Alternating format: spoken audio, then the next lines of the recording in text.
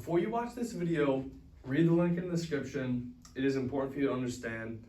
I'm only going to be demonstrating stuff in this video, not explaining the why behind it, which is included in the article.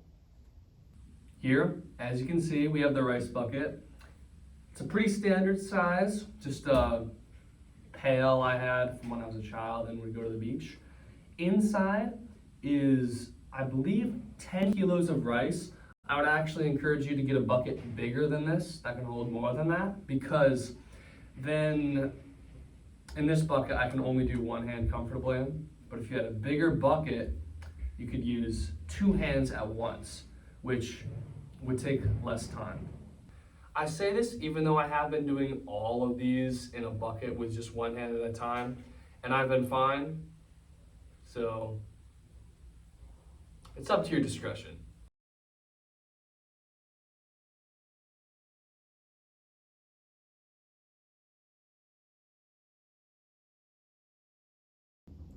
Finger extensions. I put my hand in the bucket and then extend my fingers out. And you repeat this. I do this for 60 seconds.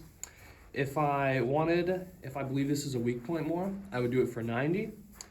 And if I just wanted to get some blood moving, if this wasn't a thing I wanted to address very carefully, I would do 30 seconds. And again, the thumb action isn't really important. What's important is the four fingers going up.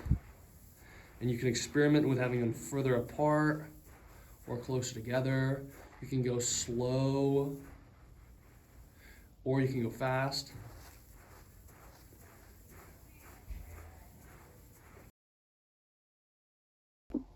Wrist circles. Put your hand in the bucket, move it around a little bit, and then go in a circle.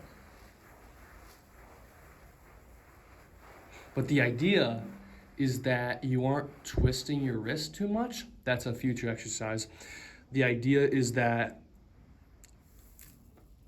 you articulate your hand around like that, not like that. You see how my forearm's moving? Not like that. It is like that. And as it is in the bucket, totally cool that it's your wrist moving around and that's moving around your arm. As you can see, it's going around like that. That's totally fine. And eventually, don't forget to do the other direction.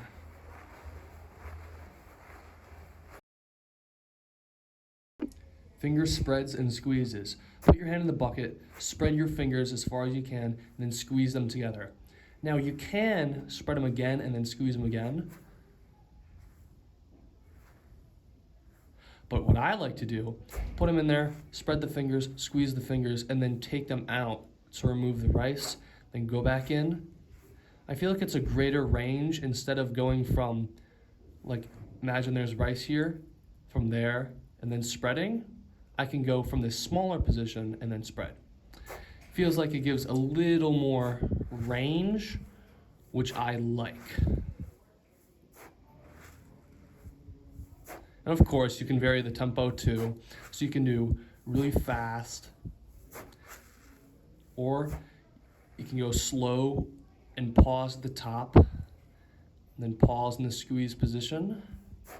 Whatever you like, whatever gets more blood flowing, whatever feels more comfortable. Wrist twists. Put your hand in the bucket, twist.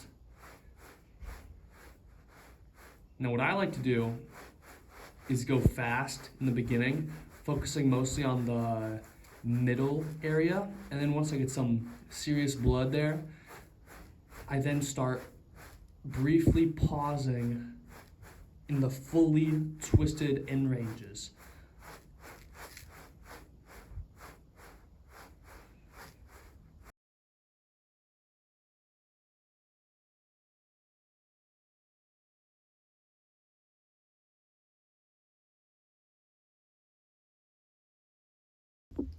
Thumb blockers, what you do, put your hands sort of flat, and then you go like that. And to get more rice move, just angle your hand upward So your thumb is moving more rice. I call this a blocker because of the traffic blockers. If you're going down a road in your car, here these traffic things sweep down and they go up to block you. That's kind of what you're doing with your hand, with your thumb. That's why it's called a thumb blocker.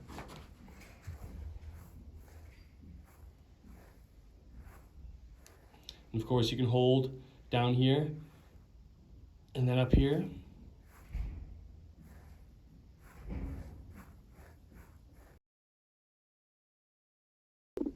Thumb sweeps, again hand flat, and then as opposed to the thumb blocker, you go in and out. So instead of having my hand flat against the rice, where I would come back up and, oh look, my thumb isn't moving any rice in this position. So I like to angle it inward. So by doing that, my thumb stays in the rice. And I can get tension when my thumb is fully extended out like that. I really like to emphasize this position when my thumb is all the way in like that. It's just something, our thumb is never in this position, at least under load. So I think this one feels really, really good on my hand. Maybe it'll feel really, really good for you too.